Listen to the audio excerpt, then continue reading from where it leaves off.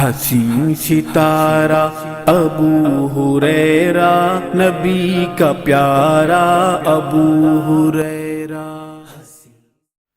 ان الحمد لله نحمده ونستعينه ونستغفره ونعوذ بالله من شرور انفسنا ومن سيئات اعمالنا من يهده الله فلا مضل له ومن يضلله فلا هادي له واشهد ان لا اله الا الله وحده لا شريك له واشهد ان محمدا عبده ورسوله بسم الله الرحمن الرحيم يا أيها الذين آمنوا اتقوا الله حق تقاته ولا تموتن إلا وأنتم مسلمون يا أيها الناس اتقوا ربكم الذي خلقكم من نفس واحدة وخلق منها زوجها وبث منهما رجالا كثيرا ونساء واتقوا الله الذي تساءلون به والأرحام إن الله كان عليكم رقيبا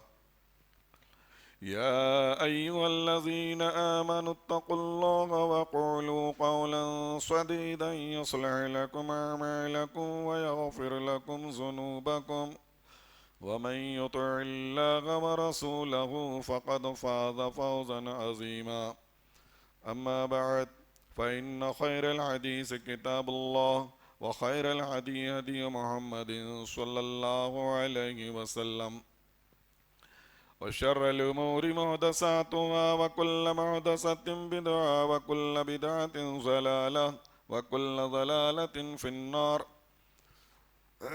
بسم الله الرحمن الرحيم قاف والقرآن المجيد بل عجبوا أن جاءهم منذر منهم فقال الكافرون هذا شيء عجيب أإذا متنا وكنا ترابا ذلك رجع بعيد وقال الله تبارك وتعالى في موضع آخر أعوذ بالله من الشيطان الرجيم خذ من أموالهم صدقة تطهرهم وتزكيهم بها وصل عليهم إن صلاتك سكن لهم والله سميع عليم وعن جابر رضي الله عنه قال قال رسول الله صلى الله عليه وسلم رحم الله رجلا سمحا إذا باء وإذا اشترى وإذا اقتضى رواه البخاري رب اشرح لي صدري ويسر لي أمري واحلل عقدة من لساني يفقهوا قولي رب زدني علما رب زدني علما رب زدني علما۔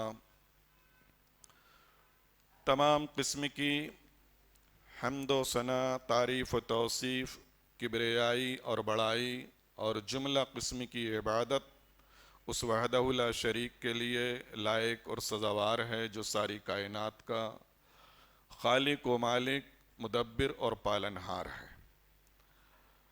اور جس رب ذوالجلال نے اس کائنات کو پیدا کرنے کے بعد اس کو مزین کیا، اس کو کئی قسم کی رنگینیوں سے سجایا،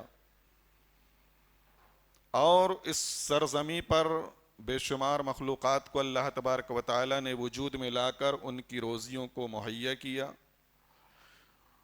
اس مختصر سی تعریف کے بعد جناب محمد رسول اللہ صلی اللہ علیہ وسلم پر درود و سلام نازل ہو۔ اللہم صلی علی محمد وعلی آل محمد کما صلیت علی ابراہیم وعلی آل ابراہیم انک حمید مجید۔ اللہم بارک علی محمد وعلی آل محمد کما بارکت علی ابراہیم وعلی آل ابراہیم انک حمید مجید۔ محترم حضرات، یہ خطبہ جمعہ ہے، لہٰذا میں اپنے موضوع کو شروع کرنے سے پہلے خطبے کے چند آداب آپ کے سامنے رکھ دینا بہتر سمجھتا ہوں۔ اللہ تبارک و تعالی نے ہفتے میں 7 روز مقرر کیے ہیں، اور 6 روز ظہر کی نماز 4 رکعت فرض کی ہے، لیکن جمعے کے روز اللہ تبارک و تعالی نے 2 رکعت فرض کی ہے۔ لہٰذا ہم کو تو لگتا ہے کہ 2 رکعت کا ثواب ہمارا کم ہو جائے گا، کیونکہ 6 روز 4 رکعت ہیں. لیکن گھبرائیے نہیں، اللہ تبارک و تعالی نے اس 2 رکعت کے عوض میں اس کے بالمقابل اس خطبہ جمعہ کو رکھا ہے. لہذا جیسا کہ ہر روز 4 رکعت کا ثواب آپ کو ظہر کی نماز میں ملتا ہے، ٹھیک جمعے کے روز بھی 4 رکعت کا ثواب اس بندے کو ملے گا جو خطبہ آداب کو ملحوظ رکھتا ہوگا. جیسے کہ نماز میں سکون، سنجیدگی، وقار اور بالکل طمانینت کے ساتھ اور بغیر کسی اشارے، کنایے اور سلام کے ساتھ نماز ادا کی جاتی ہے، خطبہ جمعہ بھی ویسے ہی سکون کے ساتھ سننا پڑے گا. تب جا کر کے اس بندے کو نماز کا ثواب ملے گا اور 2 رکعت کا یا خطبے کا ثواب ملے گا. ورنہ جو انسان بیٹھنے کے بعد ادھر ادھر سے اشارے بازیاں یا اس سے سلام اس سے کلام یا اور بھی کچھ اگر حرکات کرتے ہیں تو وہ خطبہ جمعہ کے ثواب سے محروم ہو جاتے ہیں. اور بیٹھنے کا بھی جو انداز اللہ کے نبی صلی اللہ علیہ وسلم نے بتایا ہے، ہم کو ٹیک لے کر کے یا ہاتھ باندھ کر کے اس طریقے سے خطبہ جمعہ نہیں سننا چاہیے، نہ بیٹھنا چاہیے، الا یہ کہ کوئی مجبوری ہو، وہ بات الگ ہے. بہرحال یہ چند ہدایتی باتیں میں نے آپ کے سامنے رکھی ہیں. اب اس بات کی طرف آئیے جس آیت کریمہ کو میں نے آپ کے گوشے گزار کی ہے. جو آیت کریمہ میں نے آپ کے سامنے پڑھی ہے یہ سورہ توبہ کی آیت ہے، آیت نمبر 103. اللہ تعالیٰ فرماتے ہیں خذ من اموالہم صدقۃ تطہرہم وتزکیہم بہا وصل علیہم ان صلاتک سکن لہم واللہ سمیع علیم. اس آیت کریمہ میں اللہ تبارک و تعالی نے جناب محمد الرسول اللہ صلی اللہ علیہ وسلم کو 2 پیغام دیے ہیں، 2 حکم صادر فرمائے ہیں، اور وہ دونوں پیغام ہمارے اور آپ کے لیے فائدے مند ہیں. اور اللہ تبارک و تعالیٰ نے دونوں پیغاموں کی غرض و غایت بھی بتلا دی ہے، اس کا مقصد بھی بتلا دیا. پہلا حکم ہے، پہلا پیغام ہے زکوٰۃ کے تعلق سے، اور دوسرا پیغام ہے دعا کے تعلق سے. تو چند باتیں مختصر طور پر میں آپ کے سامنے رکھنا چاہتا ہوں، غور سے سنیے. پہلا حکم اللہ فرماتے ہیں خذ من اموالہم صدقہ، کہ اے ہمارے پیغمبر آپ اپنے امتیوں سے، ان مومنین سے، اپنے صحابہ سے زکوٰۃ کا مال لے لیجئے. کیوں لیجئے؟ اور زکوٰۃ کب فرض ہوتی ہے اور زکوٰۃ کب ادا کرنی ہے؟ یہ سب کو معلوم ہے کہ صاحب حیثیت پر اور سال پورا ہونے کے بعد زکوٰۃ ادا کی جاتی ہے. لہٰذا جس کے اوپر زکوٰۃ فرض ہو گئی اس کے اوپر ادا کرنا بھی فرض ہے. وہ اب اپنے استعمال میں نہیں لا سکتا. کیوں؟ کہ بغیر زکوٰۃ ادا کیا ہوا مال وہ اس کے لیے گندا ہے. اللہ فرماتے ہیں تزکیہم بہا، کہ آپ زکوٰۃ کا مال لے کر کے ان کا بقیہ مال کو صاف ستھرا کر دیجئے، اس میں سے میل اور کچیل ختم ہو جائے گا. اب وہ مال جو بقیہ رہے گا وہ بالکل صاف اور ستھرا ہوگا، اس میں کسی قسم کی کوئی گندگی نہیں رہے گی. اب جو مال بچے گا جو صاف اور ستھرا رہ گیا ہے اور زکوٰۃ کا مال دوسرے کو ٹرانسفر کر دیا گیا ہے، اب وہ جو بقیہ مال بچے گا اللہ اندرونی نفس کے حساب سے فرماتے ہیں وَتُطَهِّرُهُمْ وَتُزَكِّيهِمْ بِهَا، کہ پہلے مال کی زکوٰۃ لے کر کے اس مال کو صاف کر لیجئے، اور پھر جو مال بچے گا اور جو بقیہ مال وہ استعمال کرے گا صاحب مال، وہ اندرونی اعتبار سے بھی اس کا نفس اور جسم صاف اور ستھرا ہوگا. تو دیکھیے فائدہ کتنا ہے. مال کی زکوٰۃ ادا کرنے پر مال بھی پاک صاف، اور پاک صاف کو مال استعمال کرنے والا بھی اندرونی اعتبار سے، جسمانی اعتبار سے بھی پاک صاف.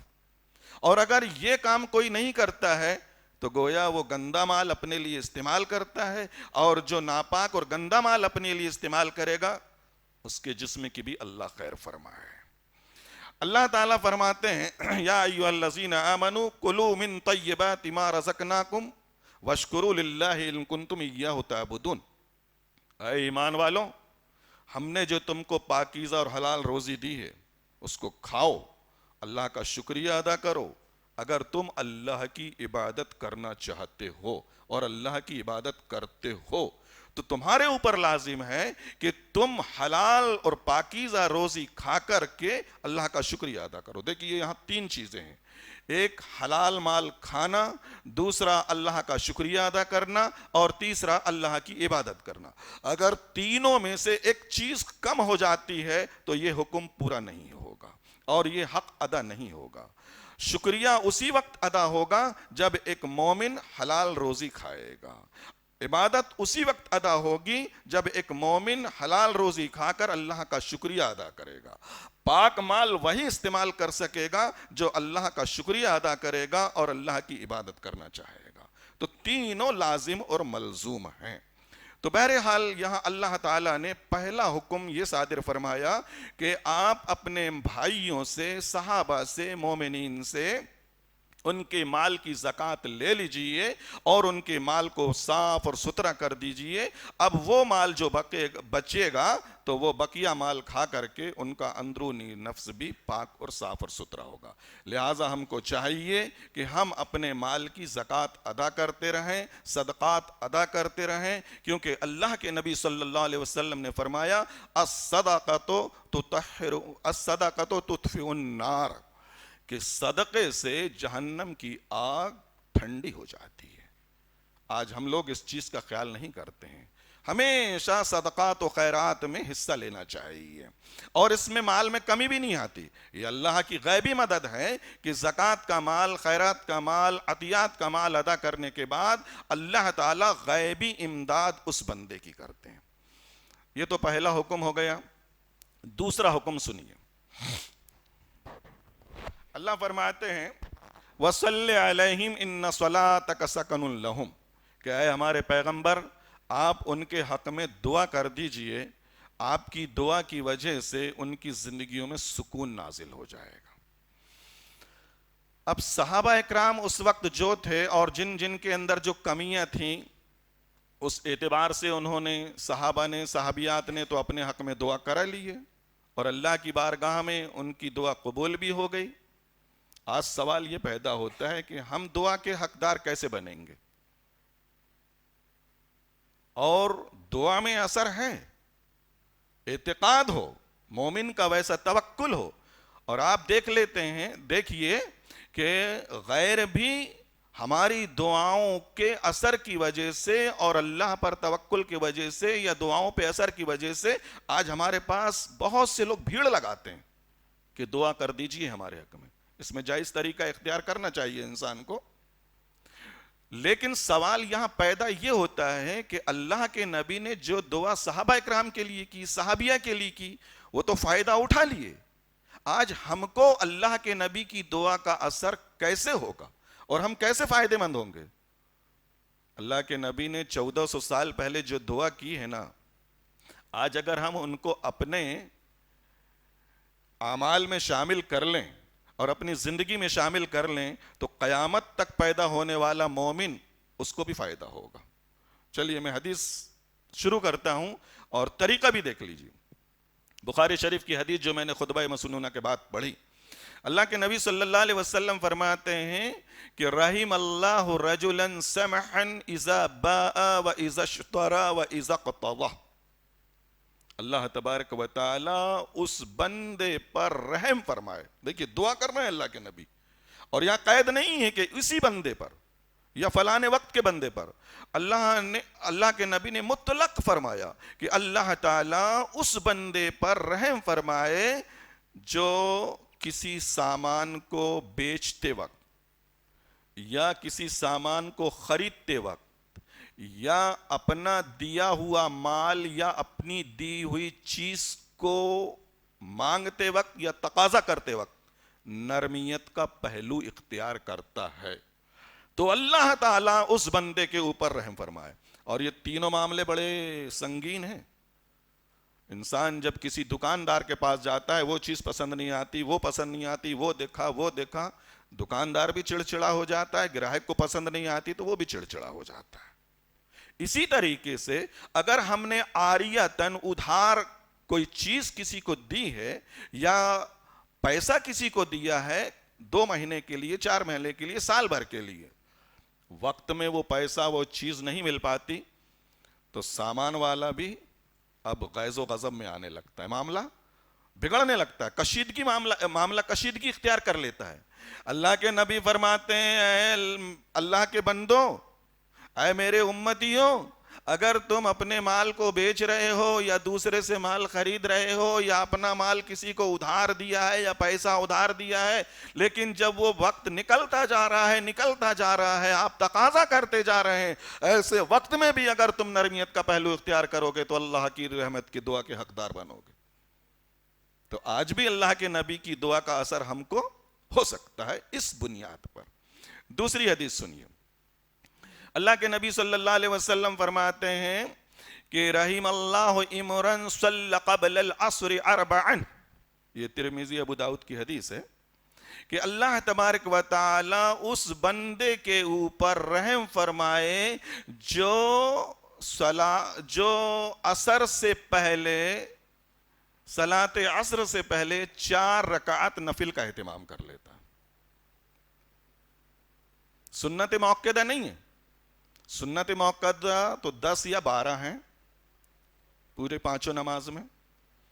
فجر کے پہلے 2 رکعت، ظہر کے پہلے 4 رکعت، اور اگر 2 پڑھ رہے ہو تو 10 ہو جائیں گی، اور 4 پڑھو گے تو 12 ہو جائیں گی پوری۔ ظہر کے بعد 2 رکعت، مغرب کے بعد 2 رکعت، عشاء کے بعد 2 رکعت، یہ سنت موقدہ کہلاتی ہیں۔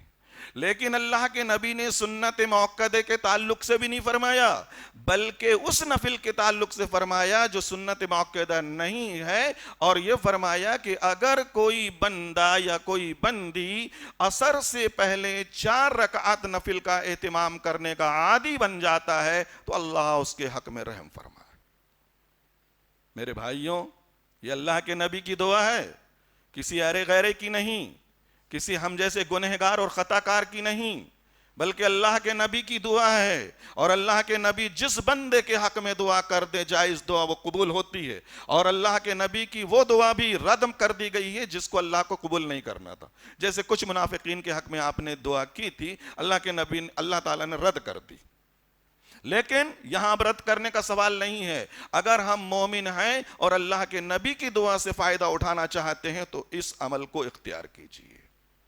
تیسری حدیث سنیے، اللہ کے نبی صلی اللہ علیہ وسلم فرماتے ہیں کہ رحم اللہ رجلا قام من اللیل فصلی وایقظ اہلہ فقامت فصلت وان ابت رش فی وجہ الماء، ورحم اللہ امرأة قامت من اللیل فصلت وایقظت زوجہا وقام فصلی وَعِنَ أَبَا رشت فی وجہ الماء۔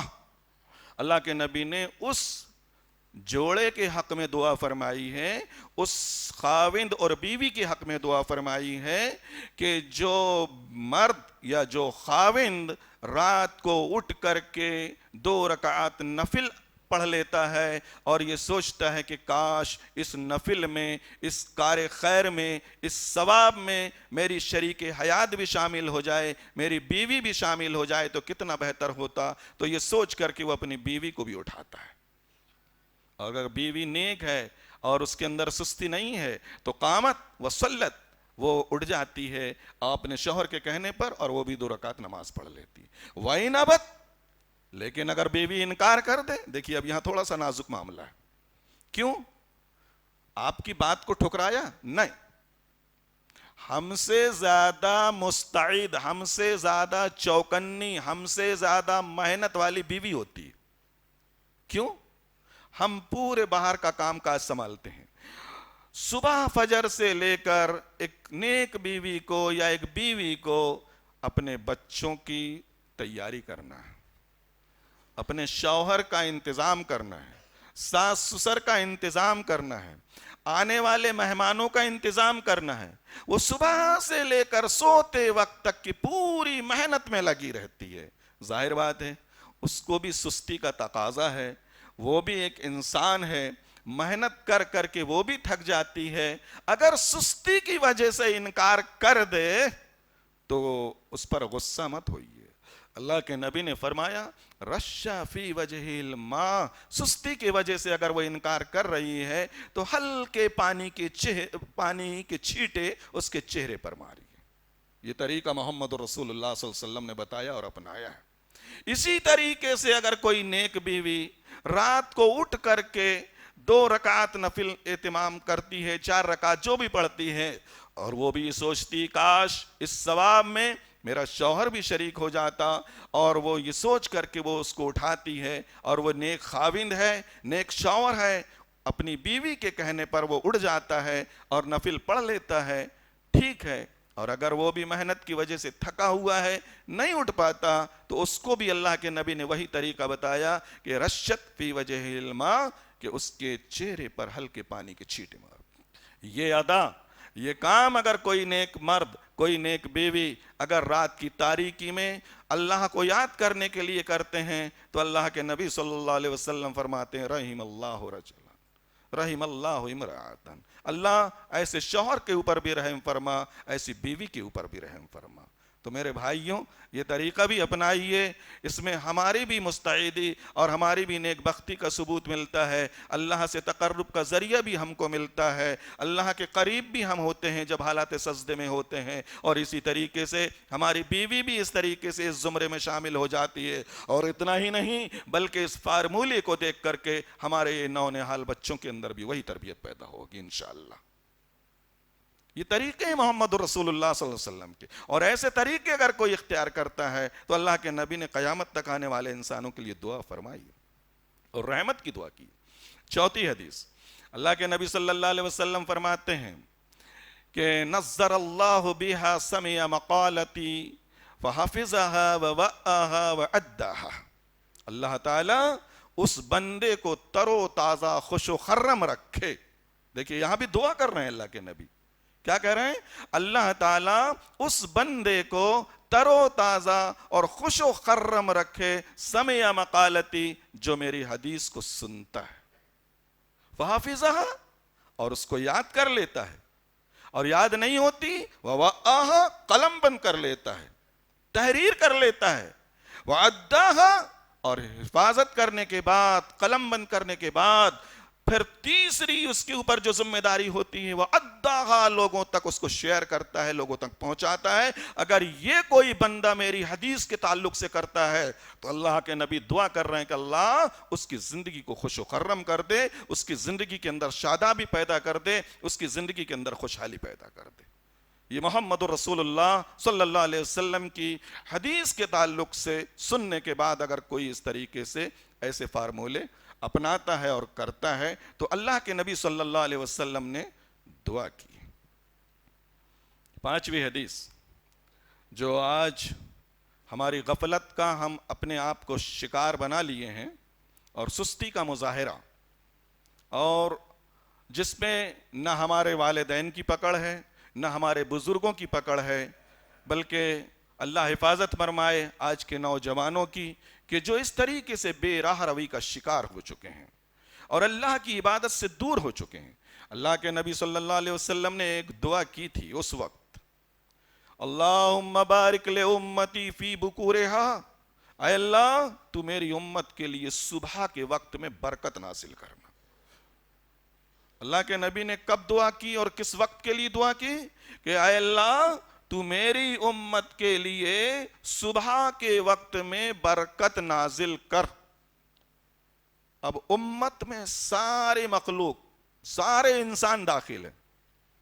اب اندازہ کیجئے کہ صبح کا وقت کون سا ہے. اللہ قسم کھا کر سورہ فجر کے اندر فرماتے ہیں والفجر، قسم ہے فجر کے وقت کی. اور فجر کو عربی میں اس وقت کو کہا گیا ہے جو سورج نکلنے سے ٹھیک 1.25 یا 1.5 گھنٹہ پہلے جو کا وقت ہے وہی فجر کا وقت ہے، اور وہی اردو میں صبح کا وقت ہے. لیکن آج غفلت کے ہم شکار اور سستی کے شکار اتنے ہو چکے ہیں کہ 2:30 بجے 2 بجے رات تک موبائل میں کھیلتے کھیلتے اپنی رات کو گزار دیتے ہیں، اور جب فجر کا وقت آتا ہے تو ہم اپنی آرام گاہوں میں، اپنے بستروں میں آرام کرتے رہتے ہیں۔ اللہ کی برکت آتی ہے، ہم کو ٹھوکر مار کے نکل جاتی ہے، اور اللہ کی برکت سے ہم اور آپ محروم ہو جاتے ہیں۔ وہ فجر جو ہر بالغ کے اوپر اٹھنا، بعض لوگ سوال کرتے ہیں کہ مول صاحب کیا صبح کے وقت اٹھنا فرض ہے؟ فجر کی نماز کس پہ فرض ہے بھائی؟ جانوروں پر؟ ارے جو فجر کی نماز جس پہ فرض ہے اس پر صبح کا اٹھنا فرض ہے؟ سورج نکلنے کی بات آنی ہی نہیں چاہیے یہاں۔ اگر آپ کو فجر کے عادی ہیں اور فجر پڑھنا ہے تو آپ کو سورج نکلنے سے پہلے ہی اٹھنا پڑے گا، فرض ہے مومن کے اوپر۔ تو اللہ کے نبی نے دعا کی کہ اللہم بارک لامتی فی بکورہا، اے اللہ تو میری امت کے لیے صبح کے وقت میں برکت نازل کر۔ میرے بھائیوں اور خاص کر میں نوجوانوں کو کہوں گا کہ اے نوجوانوں، یہ تمہاری ایک مستعدی کا وقت ہے، تم کو اپنے آپ کو بنانے کا وقت ہے، تم کو اپنے آپ کو تیار کرنے کا وقت ہے، اللہ کے سامنے رجوع ہونے کا وقت ہے۔ اور یاد رکھ لو، اللہ کے نبی صلی اللہ علیہ وسلم نے ایسے ہی نوجوان کے تعلق سے بخاری شریف کے ایک حدیث کے اندر جہاں 7 قسم کے لوگوں کا ذکر کیا ہے کہ اللہ کے عرش کے علاوہ کوئی سایہ کسی کو نصیب نہیں ہوگا، وہاں وہ نوجوان بھی ہوگا، وَشَابٌ نَشَا فِي عِبَادَةِ اللَّهِ، کہ جس جوان کی زندگی ہمیشہ اللہ کی عبادت میں گزری ہوگی۔ تو ہم اور آپ اگر فجر کے وقت اٹھنے کے عادی نہیں ہیں تو بتائیے کیسے ہم اللہ کی عبادت کے حقدار، اللہ کی عبادت کا حق ادا کر سکتے ہیں، اور کیسے ہم اللہ کے نبی کی رحمت کے حقدار، دعا کے حقدار بن سکتے ہیں۔ اسی لیے آپ فجر میں اٹھنے کے عادی بنیے، فجر پڑھنے کے عادی بنیے، اور اللہ کی نبی صلی اللہ علیہ وسلم نے جو ہمارے حق میں دعا فرمائی ہے اس دعا کے حقدار بھی بنیے۔ اور بعض وقت بعض لوگ اپنے والدین بچوں کو اٹھاتے ہیں، نہیں اٹھ پاتے ہیں، تو آپ ان کے حق میں دعا کیجئے۔ سورہ ابراہیم میں اللہ کے نبی حضرت ابراہیم علیہ السلام کی دعا ہے کہ یا اللہ کے نبی نے دعا کی تھی کہ رب اجعلنی مقیم الصلاۃ ومن ذریتی ربنا وتقبل دعا، اے اللہ مجھے میری اولاد کو تو نماز کا قائم کرنے والا بنا دے، اور تو ہی دعاؤں کو قبول کرنے والا ہے۔ لہٰذا ہم ان دعاؤں کو ذریعے بھی اپنی اولاد کے حق میں دعا کر سکتے ہیں اور ان کو اس طریقے سے تیار کر سکتے ہیں۔ اور اس طریقے سے ہم نے جو حدیثیں آپ کے سامنے رکھی ہیں، اگر ہم اور آپ ان حدیثوں کو غور سے سنیں تو انشاءاللہ ضرور ہم اللہ کی رحمت کے دعا کے حقدار ہو سکتے ہیں۔ اللہ تبارک و تعالیٰ سے دعا ہے کہ اللہ تبارک و تعالیٰ مجھے، آپ کو، تمام لوگوں کو ان حدیثوں کو سمجھنے کی توفیق عطا فرمائے اور اس کے مطابق ہمیں عمل کرنے کی توفیق عطا فرمائے۔